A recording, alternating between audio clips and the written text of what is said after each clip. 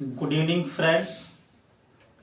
मैं आज यहाँ पर उपस्थित हूँ एक सेशन लेकर के। ये स्पेशली उन कैंडिडेट्स के लिए है जो यूपीएचईएससी एडवर्टीजमेंट नंबर 51 में केमिस्ट्री विषय से रिटन एग्ज़ाम को क्वालिफाई कर चुके हैं और अब वो इंटरव्यू की तैयारी में लगे हुए हैं।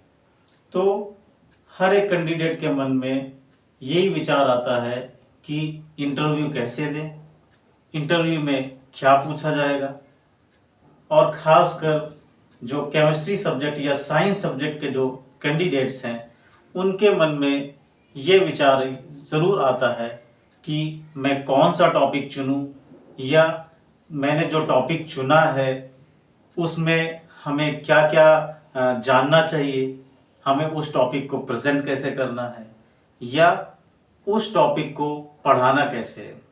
तो जेंटलमैन, मैं ये बताना चाहूँगा, आप जो भी टॉपिक चुने, जिस पोर्शन से भी टॉपिक चुने, आपका टॉपिक काफ़ी कॉमन होना चाहिए, जो कि आप जिस कॉन्सेप्ट को बताना चाहते हैं या पढ़ाना चाहते हैं वो काफ़ी वेल नोन होना चाहिए। बिल्कुल नया कॉन्सेप्ट को नहीं यूज़ करना है। हमारे सामने बैठे हुए इंटरव्यू पैनल के प्रोफेसर्स को कुछ नया सिखाने के लिए नहीं खड़े हुए हैं। हम बस ये बताने के लिए खड़े हुए हैं कि हम किसी भी कॉन्सेप्ट को कैसे समझाएंगे। अब कॉमन कॉन्सेप्ट की बात हमने क्यों की? क्योंकि हमारे पैनल में या इंटरव्यू पैनल में एक जो बोर्ड का प्रेसिडेंट होता है वो हमारे सब्जेक्ट से नहीं होता है। ये अभी देख लेते हैं कि केमिस्ट्री इंटरव्यू में हम टॉपिक को कैसे चुने।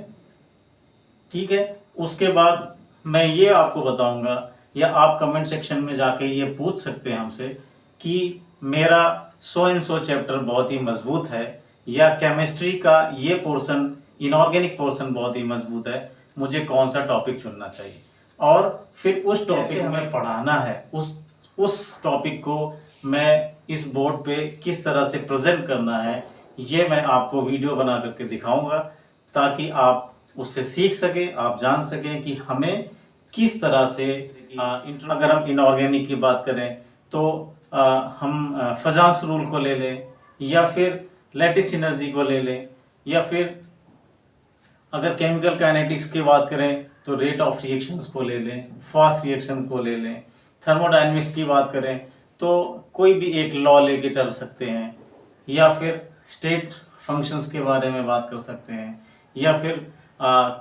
हम प्रोसेसेस के बारे में बात कर सकते हैं।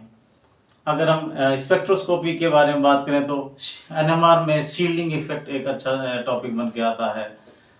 मास स्पेक्ट्रोस्कोपी में उसका जो प्रिंसिपल है, वर्किंग प्रिंसिपल है, वो एक अच्छा कॉन्सेप्ट बन करके आ जाता है। इस तरह से हमें टॉपिक को चुन लेना चाहिए। तो पहला जो हमारा कि टॉपिक कैसे चुने, टॉपिक हमारा जो कॉन्सेप्ट है वो कॉमन होना चाहिए। दूसरा, हमारे टॉपिक में क्या क्या इंक्लूड करना है, जैसा कि हमने कहा कि हमारे जो कॉन्सेप्ट्स हैं, बेसिक प्रिंसिपल है और जो एप्लीकेशंस है, उनको शुरू के 2 से 3 हमें ऐसी प्रैक्टिस करनी है कि 2 से 3 मिनट के अंदर में ही हमारा जो बेसिक प्रिंसिपल है और जो उसका एप्लीकेशन है वो इंक्लूड कर लें। तीसरा, जो इंक्लूड करेंगे तो हम इंट्रोडक्शन देंगे 1 मिनट का, उसमें हम ये इंक्लूड कर सकते हैं उसकी थोड़ी बहुत हिस्ट्री, और इस टॉपिक की या इस कॉन्सेप्ट की ज़रूरत क्यों पड़ी, इसका इन्वेंशन क्यों किया गया। फिर हम उसका बेसिक प्रिंसिपल, वो जो कॉन्सेप्ट है वो किस प्रिंसिपल पे काम करता है, उसके पीछे कॉन्सेप्ट क्या लगा हुआ है। तीसरी बात, हम एप्लीकेशन को ज़रूर लगाएंगे कि ये कहाँ पे इस्तेमाल होता है, ये बहुत ही ज़रूरी है। उसके बाद हम देखेंगे हमें मीडियम ऑफ लेक्चर, ये बहुत ही ज़रूरी बात है कि हम जो वहाँ पे टॉपिक बता रहे होंगे वो हमें कैसी भाषा यूज़ करनी चाहिए, हमें इंग्लिश यूज़ करना चाहिए या फिर हिंदी यूज़ करना चाहिए, या फिर इंग्लिश बोलने वाले को ज़्यादा मार्क्स मिलते हैं, ऐसा बिल्कुल भी नहीं है। आप बिल्कुल ध्यान रखें, हम कहीं ना कहीं डिग्री कॉलेजेस में, ग्रेजुएशन में, अंडर ग्रेजुएट में हमने पढ़ाई की है, तो हमारे जो प्रोफेसर्स हुआ करते थे, वो कौन सी भाषा इस्तेमाल करते थे आप याद कीजिए। वो हमेशा ऐसी भाषा इस्तेमाल करते थे जो सभी को समझ में आए, वो जो ज़रूरत पे इंग्लिश और बाकी कॉन्सेप्ट्स को हिंदी में समझाना पसंद करते थे, और वही बात हमारे दिमाग में भी घुसती थी।